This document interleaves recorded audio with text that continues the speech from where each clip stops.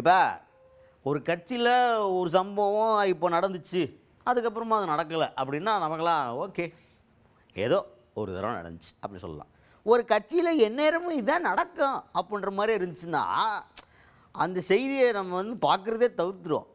அப்படி தவிர்க்கப்பட்டு வேணாம் போதும் பார்த்தாச்சு, அலுப்பு தட்டுற மாதிரி பார்த்தாச்சு இதை அப்படின்ற மாதிரி ஒரு செய்தி. ஆனால் இருந்தாலும் ஒரு தடவை பார்ப்போம். ஏன்னா திரும்பி நடந்திருக்கு. என்ன நடந்திருக்கு சொன்னது யார்? அதிமுகவை சேர்ந்த எஸ்பி வேலுமணி ஐயா அவர்கள். அவர் தான் சிவி சண்முகம் ஐயாவை போய் பார்த்துருக்காங்களோ 2 பேரும் மீட்டிங்ஸ்.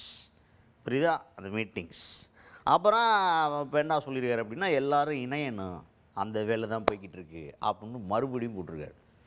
அட போங்கப்பா, என்னப்பா நீங்கள் அப்படின்ற மாதிரி. அதிமுகன்னா ஒரு கட்சி, அது வந்து மக்களுக்காக பேசுவோம் அப்படின்னு பார்த்தா பரவாயில்ல. அதிமுக பிரச்சனைக்காகவே அதிமுக என்ன பேசிக்கிட்டு இருக்கு அப்படின்னா, ஊரில் காவிரி பிரச்சனை தலைவிரித்து ஆடிக்கிட்டு இருக்கு. விவசாயிகள் பாவம் வறண்ட பூமியை பார்த்து என்னடா பண்ணுறதுன்னு உட்காந்துட்டு இருக்காங்க. இப்படி மக்கள் பிரச்சனை ஏகப்பட்டது இருக்குது. அதை பற்றிலாம் பேசாமல் இன்னும் நாங்கள் சேரணும், எங்களுக்கு பாதுகாப்பு, எங்களை கட்சியிலேருந்து தூக்குறாங்க, கட்சியிலேருந்து தூக்குனவங்களை சேர்க்கணும், இந்த பிரச்சனையே என்ன முடியலையா அப்படின்ற மாதிரி தான் இருந்துச்சு எஸ்பி வேலுமணி அவர்கள் பேசும்போது.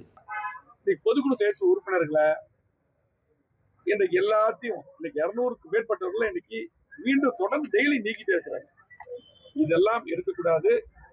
கண்டிப்பாக கட்சி பலப்படுத்த வேண்டும். பிரிந்து போனவர்கள் இந்த கட்சியில் நிறைய பேர் நீக்கிருக்காங்க. இதுக்கு முன்னாடி எப்படி அவங்களுக்கு தெரியும்.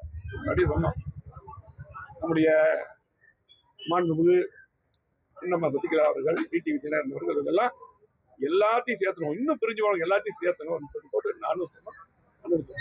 இதெல்லாம் சேர்த்து கட்சியை பலப்படுத்தணும்.